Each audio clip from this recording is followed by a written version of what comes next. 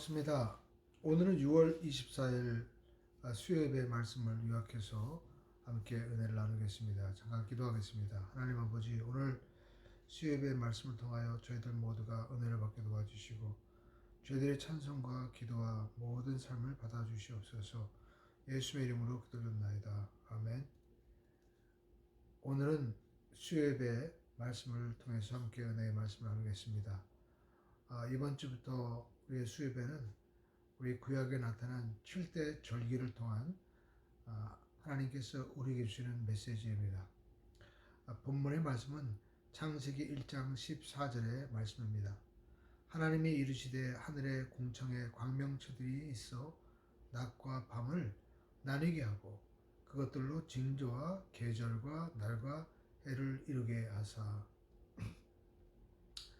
창세기 1장 14절에 보면 하나님께서 하늘의 그 공창의 광명체들이 변하는 그 징조를 통해서 우리에게 하나님의 그 사인을 보여주시겠다라고 말씀하고 있죠.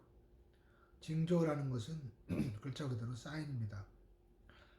그런데 하나님께서는 이 징조를 통하여 하나님의 계획을 보여주시겠다라는 겁니다. 그 대표적인 것이 레위기 23장에 나와 있는 이스라엘의 7대 절기입니다. 그런데 이 7대 절기는 하나님의 인간을 향한 구원의 계획을 보여주고 있는 것입니다. 레위기에서는 특별히 이것이 여호와의 절기다, 하나님의 절기다라고 말씀을 하고 있죠. 보통 절기라고 하면 우리가 어떤 일이 일어나고 난 다음에 그 일을 기념해서 우리가 정하는 것이 일반적인 상례죠. 그런데 하나님께서는 미리 이 절기를 정하신 것입니다. 그 절기는 무엇입니까? 유월절, 그리고 무교절, 초술절, 오순절, 나팔절, 그리고 속죄절, 장막절입니다. 이 절기는 이스라엘의 추수와 관계가 있습니다. 봄에 새 절기가 있죠. 그리고 늦은 봄인 오순절, 그리고 나팔절 이후는 가을의 절기에 해당하는 것입니다. 그러니까 봄과 또 가을에 해당하는 추수를 씨앗을 뿌리고 거두는 그것을 통해서 하나님께서 우리에게 계시하고자 하는 그 사인의 내용이 있는 것입니다. 그리고 하나님께서는 이 절기에는 반드시 이스라엘의 장정들이 하나님을 뵈러 예루살렘의 성전에 올라갈 것을 말씀하십니다. 왜 예루살렘에 올라가라고 하셨을까요? 그 절기의 내용을 잘 살펴보면 하나님이 인간의 구원의 역사를 이루실 내용을 말씀하고 있기 때문인 것입니다. 바로 예수님의 사역이죠. 예수님이 어린 양으로 오셔서 죽으신다라는 그 유월절, 그리고 무덤에 들어가 있는 그 무교절, 또 예수님이 부활하시는 그 내용을 말씀하는 것이 바로 초실절이죠. 그리고 또 오순절, 그것은 바로 성령의 강림의 절기인 것입니다. 그리고 예수님의 재림과 그리고 영원한 하나님 나라에 안식하는 그 내용을 담고 있는 것입니다. 하나님은 인간의 이 구원의 계획을 이렇게 자세하게 미리 시간표를 정해놓고 하나님께서 계획을 해 놓으신 것입니다. 그래서 우리는 이 모든 하나님의 계획을 알고 또 순종하는 자가 하나님의 자녀로 우리는 영원한 승리의 삶을 살 수 있게 되는 것입니다. 그래서 하나님께서는 이 계획 앞에 이스라엘 장정들이 이 계획을 깨닫고 또 미리 준비하고 순종해라 라는 것을 말씀하고 있죠. 우리가 하나님의 자녀라면 하나님의 계획을 알아야 됩니다. 예수님의 제자였던 베드로도 예수님께서 십자가에서 죽으실 이 사건에 대해서 그는 몰랐기 때문에 주님 그리 마옵소서라고 하다 예수님 앞에 꾸지람을 듣는 장면이 나옵니다. 사탄아 물러가라 라고 말씀하고 있습니다. 결국 하나님의 계획을 막는 것은 사탄의 역사인 것이죠. 예수님의 제자였던 가룟 유다는 예수님을 은30에 팔아버리고 말았던 것입니다. 결국 하나님의 계획을 모르고 우리가 신앙생활하게 되면 우리는 불순종의 자녀로 전락할 수 있게 되는 것입니다. 그러면 그 첫 번째 유월절에 대해서 함께 은혜의 말씀을 나누겠습니다. 유월절은 이스라엘 백성들이 출애굽기 12장에서 이제 430년 동안 종살이 하다가 나오는 그 사건이죠. 그때 그들은 하나님이 말씀한 대로 양을 잡아서 그 피를 문 꼭대기 임방에 그리고 또 좌우에 이렇게 발랐습니다. 그리고 그 피를 보고 하나님의 보내신 죽음의 천사가 피가 있는 집은 넘어가고 피가 없는 집은 그 집의 장자가 다 죽게 되었죠. 결국 그 피를 통해서 이스라엘 백성들은 구원을 받게 되는 것입니다. 그런데 고린도 전서 5장 7절에 사도 바울은 우리의 유월절 어린 양 예수 그리스도다라고 말씀하고 있습니다. 예수님께서 십자가에 못 박혀 죽으신 것이 바로 유월절 어린 양의 희생의 사건이라는 것입니다. 사도 바울은 그가 예수님께서 이 땅에 오신 것은 바로 우리를 구원하기 위해서 어린 양으로 오셔서 죽으시고 그 피로 그 피값으로 우리를 구원해 주셨다라고 말씀을 하고 있는 것입니다. 그래서 사도 바울은 이제 우리가 유월절 절기를 지키되 우리는 복음으로 지켜야 된다라고 말씀하고 있습니다.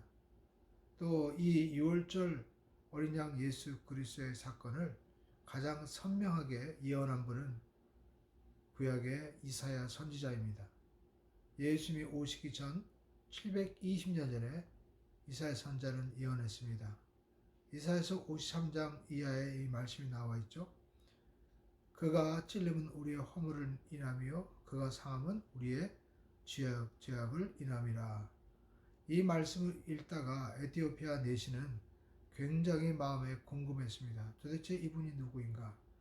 그런데 빌립 집사가 와서 이 말씀을 해석해 줄 때 그는 그 즉시로 이 말씀 앞에 바로 내가 어린 양 예수 그리스도의 보혈의 피로 구원받기를 원합니다. 회개하고 세례를 받는 모습이 나오고 있는 것을 볼 수가 있습니다. 바로 하나님의 아들 예수 그리스도께서 우리를 구원하기 위해서 이 땅에 어린 양으로 오셨습니다.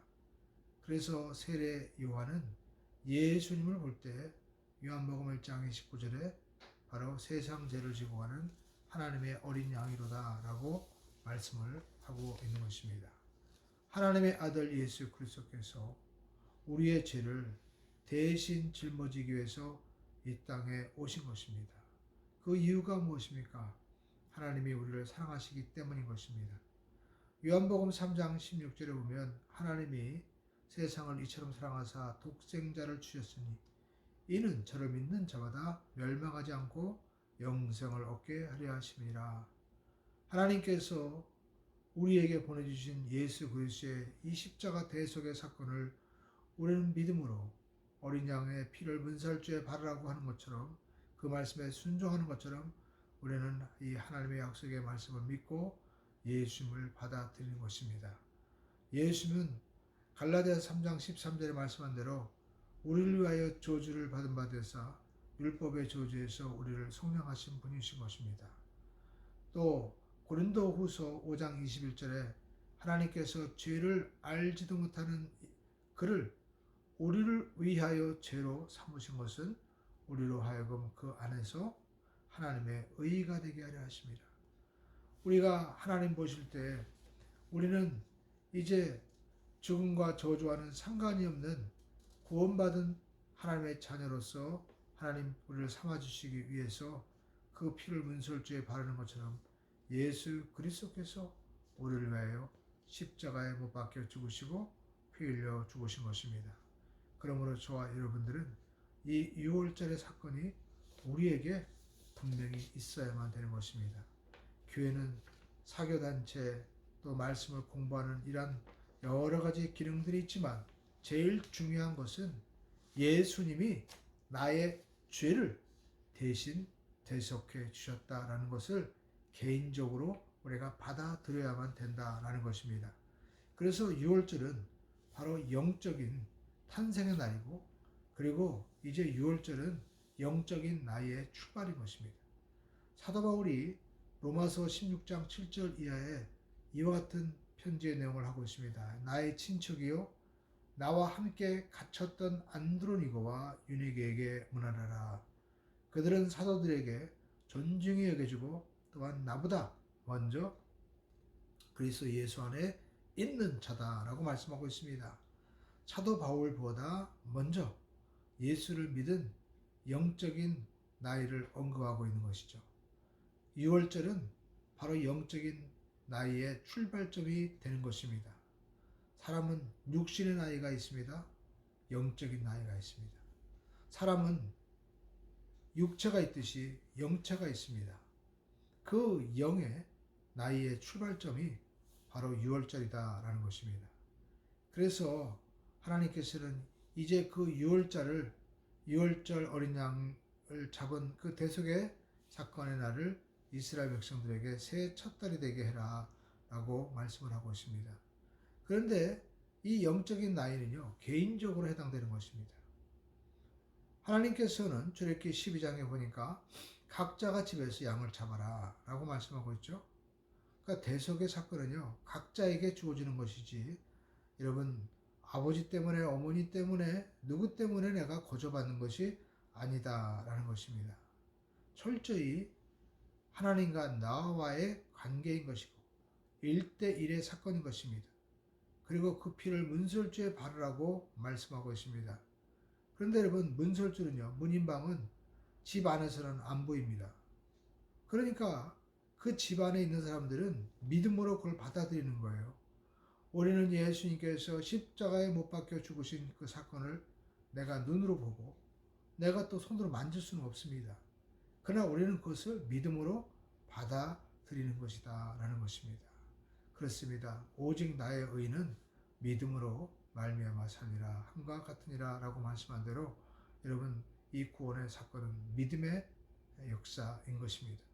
그리고 세 번째 보면 이 6월절 어린 양의 그 피를 문인방과 좌우 문설주에 이렇게 바르고요.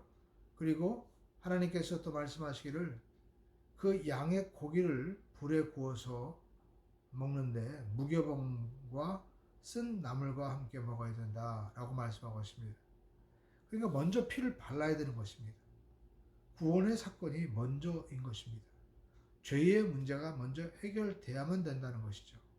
그리고 어린 양의 고기를 먹어라 라고 말씀하고 있습니다. 이것은 십자가의 모든 사건을 다 받아들이라는 것입니다. 예수님께서 우리에게 이루어주신 사건을 통째로 다 받아들이는 것입니다. 그러면 예수님께서 우리에게 베풀어 주신 이 십자가의 사건의 전체적인 내용은 무엇입니까? 첫 번째, 그분이 우리의 모든 죄를 대신해 주심으로 말미암아 우리가 제사함 받고 구원함을 얻어서 하나님의 자녀가 되는 것입니다. 그리고 예수님의 십자가 사건 속에서 이사야서는 말씀하고 있습니다. 저가 채찍에 맞음으로 너희가 나음을 입었느니라. 그러므로 오늘날도 하나님께서 우리의 모든 육신의 질병과 연약함을 고치기를 원하고 계신 것입니다. 마음의 병, 육신의 병, 우리 예수님께서는 다 고쳐주기를 원하고 계십니다. 그뿐만 아닙니다. 우리 예수 그리스도께서 깨어짐으로 십자가에 죽으시고 피 흘리시고 채찍 맞으심으로 이스라엘 백성들이 출애굽에서 광야에서 목말라 부르짖었을 때 하나님께서 반석을 이제 쳐서 그 반석에서 물이 나오는 것처럼 예수님께서 이제 자신이 깨어짐으로 말미암아 누구를 보내주셨습니까? 바로 성령 하나님을 보내주신 것입니다. 이제 그 성령 하나님은 우리 몸을 성전 삼고 역사하시는 것입니다. 이것이 십자가에서 베풀어 주시는 세 번째 성령의 충만한 은혜의 복음인 것이죠. 그리고 또 네 번째, 예수님께서 십자가에 못 박혀 죽으신 이 대속의 사건은 바로 우리를 죄와 저주에서 해방시켜 주기 위한 것입니다. 갈라디아서 3장 13절에 이하에 말씀하기를 이제 예수님의 그 십자가 대속의 사건을 우리가 믿음으로 말미암아 우리 모든 이방인들도 아브라함의 복을 받게 된다는 것입니다. 아브라함같이 선택의 복을 받고 땅의 복을 받고 민족의 복을 받고 그리고 노년에 그가 모든 건강의 복을 받은 것처럼 하나님께서는 우리 믿음의 백성들이 모두가 아브라함의 복을 받기를 원하고 계신 것입니다. 그뿐만 아닙니다. 예수님께서 죽으시고 이제 장사 지는 바 되었다가 부활의 천절마가 되어서 하늘 보좌에 앉아 계신 것처럼 우리 모두가 예수 그리스도 안에서 영생의 자녀로 우리가 이제 하나님 안에서 영원한 생명을 얻는 그러한 복된 자녀로 하나님이 삼아 주신 것입니다. 그래서 이 모든 사건을 우리는 어린 양의 이 고기를 먹는 것처럼 다 받아들여야만 된다는 것입니다. 그 어느 것을 취하고 어느 것을 빼서는 안 되는 것입니다. 그러므로 저와 여러분들이 오늘 우리의 인생 가운데서 하나님이 나를 위한 계획이 계시구나. 여러분이 자녀를 양육하고 또 우리가 어떤 장막의 계획이 있고 사업의 계획이 있고 인생의 계획이 있다 할지라도 여러분 영적인 계획을 놓쳐버리면 우리는 아무것도 아닌 것입니다. 우리의 삶은 이생뿐만 있는 것이 아닙니다.